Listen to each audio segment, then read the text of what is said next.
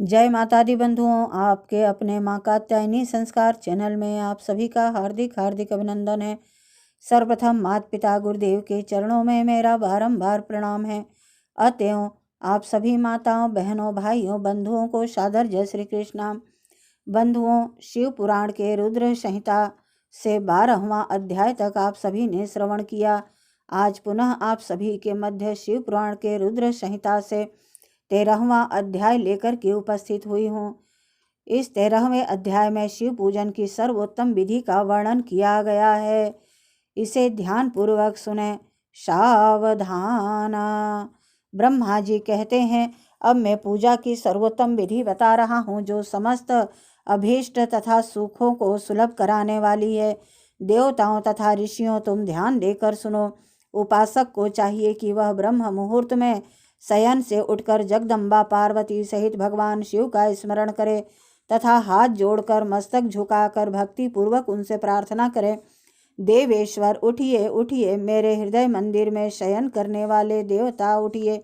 उमाकांत उठिए और ब्रह्मांड में सबका मंगल कीजिए। मैं धर्म को जानता हूँ किंतु मेरी उसमें प्रवृत्ति नहीं होती। मैं अधर्म को जानता हूँ परंतु मैं उससे दूर नहीं हो पाता। महादेव, आप मेरे हृदय में स्थित होकर मुझे जैसी प्रेरणा देते हैं वैसा ही मैं करता हूँ। इस प्रकार भक्ति पूर्वक कहकर और गुरुदेव की चरण पादुकाओं का स्मरण करके गांव से बाहर दक्षिण दिशा में मल मूत्र का त्याग करने के लिए जाएं। मल त्याग करने के बाद मिट्टी और जल से धोने के द्वारा शरीर की शुद्धि करके दोनों हाथों और पैरों को धोकर दत्वन करें। सूर्योदय होने से पहले ही दत्वन करके मुंह को 16 बार जल की अंजलि से धोएं। देवताओं तथा ऋषियों, षष्ठी, प्रतिपदा, अमावस्या और नवमी तिथियों तथा रविवार के दिन शिव भक्त को यत्न पूर्वक दत्वन को त्याग देना चाहिए। अवकाश के अनुसार नदी आदि में जाकर अथवा घर में ही भली भांति स्नान करें। मनुष्य को देश और काल के विरुद्ध स्नान नहीं करना चाहिए। रविवार, श्राद्ध, संक्रांति, ग्रहण, महादान, तीर्थ, उपवास दिवस अथवा अशौच प्राप्त होने पर मनुष्य गर्म जल से स्नान न करे। शिव भक्त मनुष्य तीर्थ आदि में प्रवाह के सम्मुख होकर स्नान करे। जो नहाने के पहले तेल लगाना चाहे उसे विहित एवं निषिद्ध दिनों का विचार करके ही तेलाभ्यंग करना चाहिए। जो प्रतिदिन नियम पूर्वक तेल लगाता हो उसके लिए किसी दिन भी तेलाभ्यंग दूषित नहीं है, अथवा जो तेल इत्र आदि से वाषित हो उसका लगाना किसी दिन भी दूषित नहीं है। सरसों का तेल ग्रहण को छोड़कर दूसरे किसी दिन भी दूषित नहीं होता। इस तरह देश काल का विचार करके ही विधि पूर्वक स्नान करें। स्नान के समय अपने मुख को उत्तर अथवा पूर्व की ओर रखना चाहिए। उच्चिष्ट वस्त्र का उपयोग कभी न करें। शुद्ध वस्त्र से इष्ट देव के स्मरण पूर्वक स्नान करें। जिस वस्त्र को दूसरे ने धारण किया हो अथवा जो दूसरों के पहनने की वस्तु हो तथा जिसे स्वयं रात में धारण किया गया हो वह वस्त्र उच्चिष्ट कहलाता है। उससे तभी स्नान किया जा सकता है जब उसे धो लिया गया हो। स्नान के पश्चात देवताओं, ऋषियों तथा पितरों को तृप्ति देने वाला स्नानांग तर्पण करना चाहिए। उसके बाद धुला हुआ वस्त्र पहने और आचमन करें। द्विजोत्तमों, तदंतर गोबर आदि से लीप पोत कर स्वच्छ किए हुए शुद्ध स्थान में जाकर वहां सुंदर आसन की व्यवस्था करें। वह आसन विशुद्ध काष्ठ का बना हुआ, पूरा फैला हुआ तथा विचित्र होना चाहिए। ऐसा आसन संपूर्ण अभीष्ट तथा फलों को देने वाला है। उसके ऊपर बिछाने के लिए यथा योग्य मृग चर्म आदि ग्रहण करें। शुद्ध बुद्धि वाला पुरुष उस आसन पर बैठकर भस्म से त्रिपुंड लगाए। त्रिपुंड से जप, तप तथा दान सफल होता है। भस्म के अभाव में त्रिपुंड का साधन जल आदि बताया गया है। इस तरह त्रिपुंड करके मनुष्य रुद्राक्ष धारण करे और अपने नित्य कर्म का संपादन करके फिर शिव की आराधना करे। तत्पश्चात 3 बार मंत्रोच्चारण पूर्वक आचमन करे। फिर वहां शिव की पूजा के लिए अन्न और जल लाकर रखे। दूसरी कोई भी जो वस्तु आवश्यक हो उसे यथाशक्ति जुटाकर अपने पास रखे। इस प्रकार पूजन सामग्री का संग्रह करके वहां धैर्य पूर्वक स्थिर भाव से बैठे। फिर जल, गंध और अक्षत से युक्त एक अर्ध पात्र लेकर उसे दाहिने भाग में रखे। उससे उपचार की सिद्धि होती है। फिर गुरु का स्मरण करके उनकी आज्ञा लेकर विधिवत संकल्प करके अपनी कामना को अलग न रखते हुए पराभक्ति से सपरिवार शिव का पूजन करे। एक मुद्रा दिखाकर सिंदूर आदि उपचारों द्वारा सिद्धि बुद्धि सहित विघ्नहारी गणेश का पूजन करे। लक्ष्य और लाभ से युक्त गणेश जी का पूजन करके उनके नाम के आदि में प्रणव तथा अंत में नमः जोड़कर नाम के साथ चतुर्थी विभक्ति का प्रयोग करते हुए नमस्कार करें। यथा ओम गणपतये नमः अथवा ओम लक्ष्य लाभ युताय सिद्धि बुद्धि सहिताय गणपतये नमः। तदंतर उनसे क्षमा प्रार्थना करके पुनः भाई कार्तिकेय सहित गणेश जी का पराभक्ति से पूजन करके उन्हें बारंबार नमस्कार करें। तत्पश्चात सदा द्वार पर खड़े रहने वाले द्वारपाल महोदय का पूजन करके सती साध्वी गिरिराज नंदनी उमा की पूजा करें। चंदन कुमकुम तथा धूप दीप आदि अनेक उपचारों तथा नाना प्रकार के नैवेद्यों से शिवा का पूजन करके नमस्कार करने के पश्चात साधक शिव जी के समीप जाए। यथा संभव अपने घर में मिट्टी, सोना, चांदी, धातु या अन्य पारे आदि की शिव प्रतिमा बनाएं और उसे नमस्कार करके भक्ति परायण हो उसकी पूजा करें।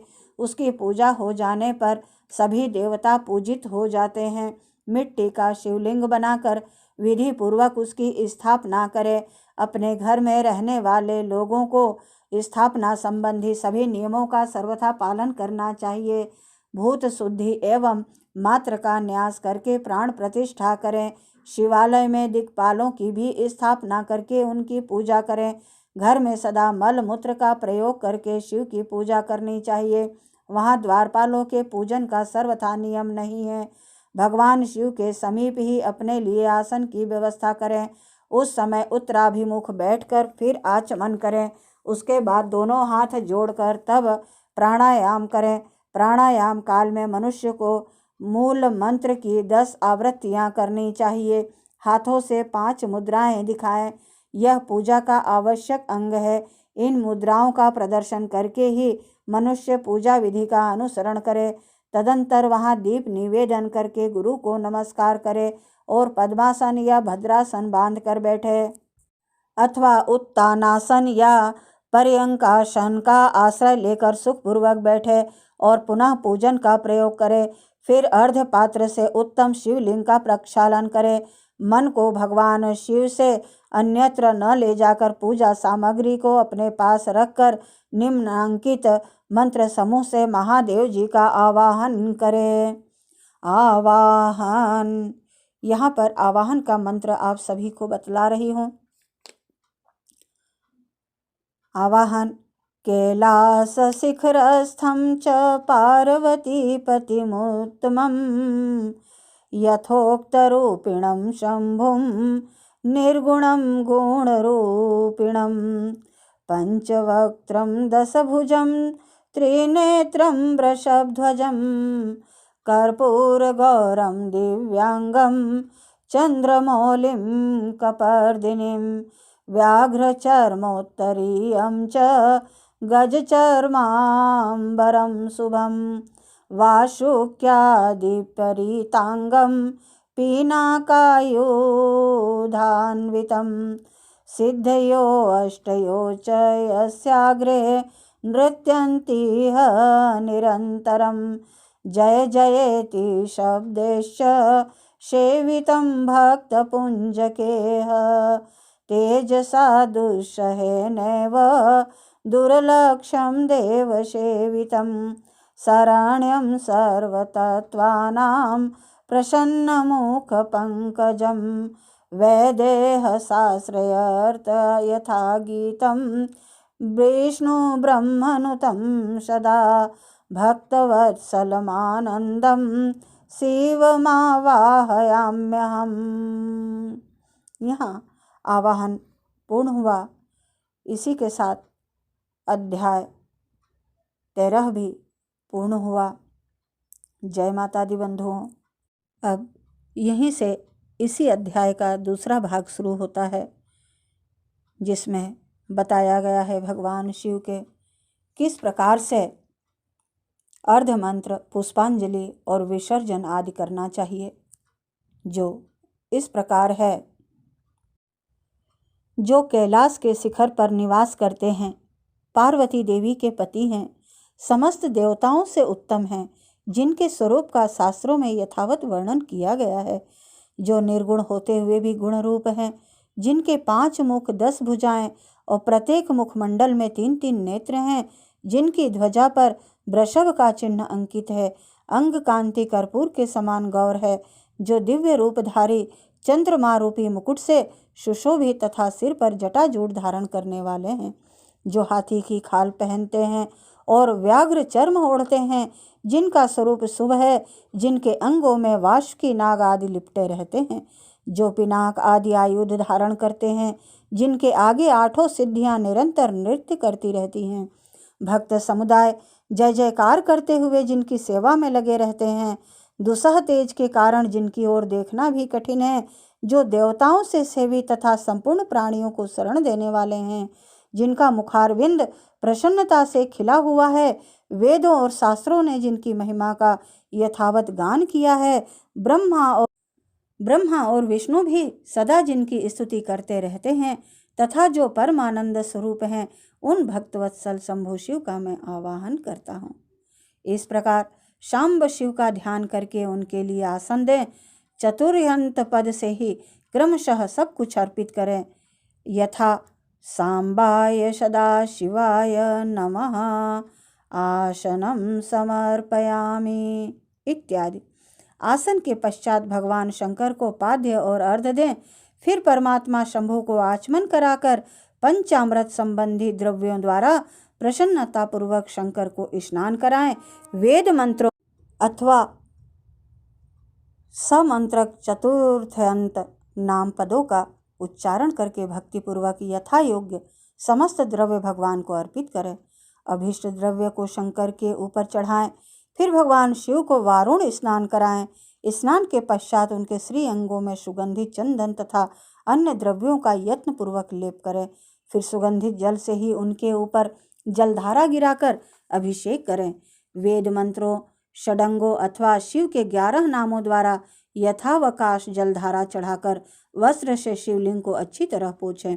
फिर जल आचमनार्थ जल दें और वस्त्र समर्पित करें। नाना प्रकार के मंत्रों द्वारा भगवान शिव को तिल, जौ, गेहूं, मूंग और उड़द अर्पित करें।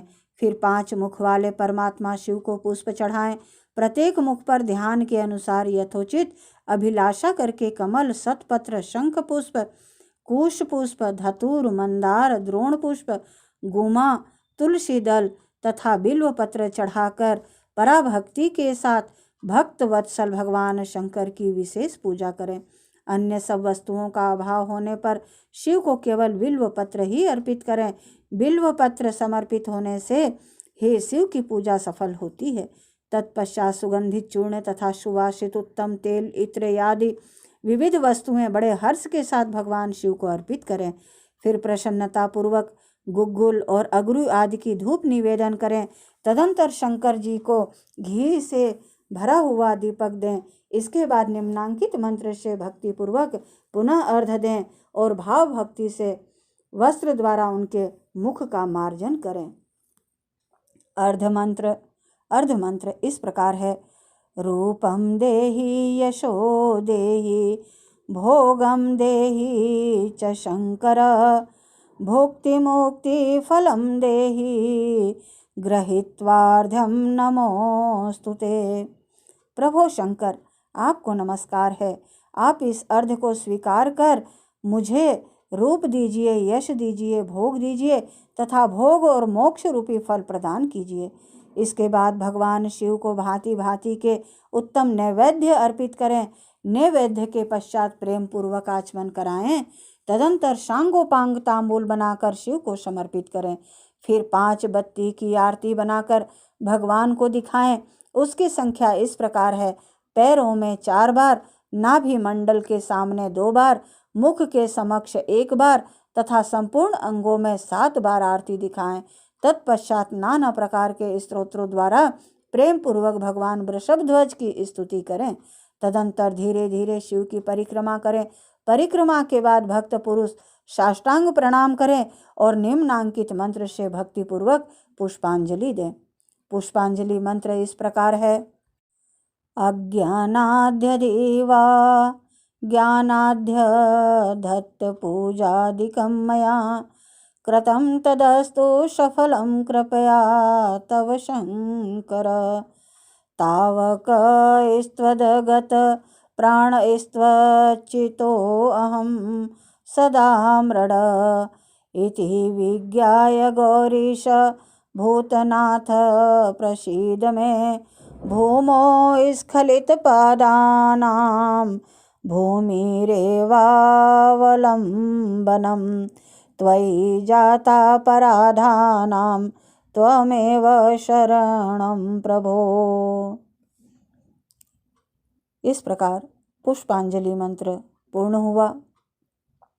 शंकर, मैंने अज्ञान से या जानबूझकर जो पूजन आदि किया है वह आपकी कृपा से सफल हो। मृड, मैं आपका हूँ, मेरे प्राण सदा आप में लगे हुए हैं, मेरा चित्त सदा आपका ही चिंतन करता है। ऐसा जानकर हे गौरीनाथ, हे भूतनाथ, आप मुझ पर प्रसन्न होइए। प्रभो, धरती पर जिनके पैर लड़खड़ा जाते हैं उनके लिए भूमि ही सहारा है। उसी प्रकार जिन्होंने आपके प्रति अपराध किए हैं उनके लिए भी आप ही शरणदाता हैं। इत्यादि रूप से बहुत बहुत प्रार्थना करके उत्तम विधि से पुष्पांजलि अर्पित करने के पश्चात पुनः भगवान को नमस्कार करें।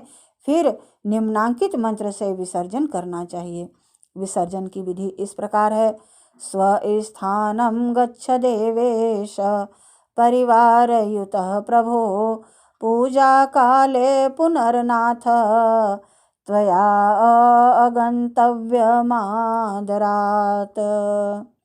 देवेश्वर प्रभो, अब आप परिवार सहित अपने स्थान को पधारें।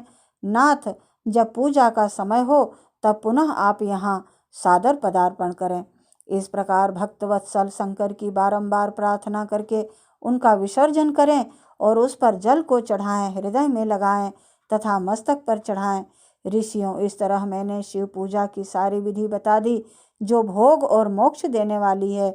अब और क्या सुनना चाहते हो? इस प्रकार श्री शिव पुराण के रुद्र संहिता से 13वां अध्याय संपूर्ण हुआ। जय माता दी बंधुओं। आपके सुविधा के लिए अर्ध मंत्र, पुष्पांजलि, विसर्जन, आवाहन आदि यहाँ पर बताया। बंधुओं, यदि आपको मेरा यह प्रयास अच्छा लगे तो प्लीज़ लाइक, शेयर व सब्सक्राइब अवश्य करें। जय माता दी बंधुओं, जय माता दी। ओम नमः शिवाय, ओम नमः शिवाय।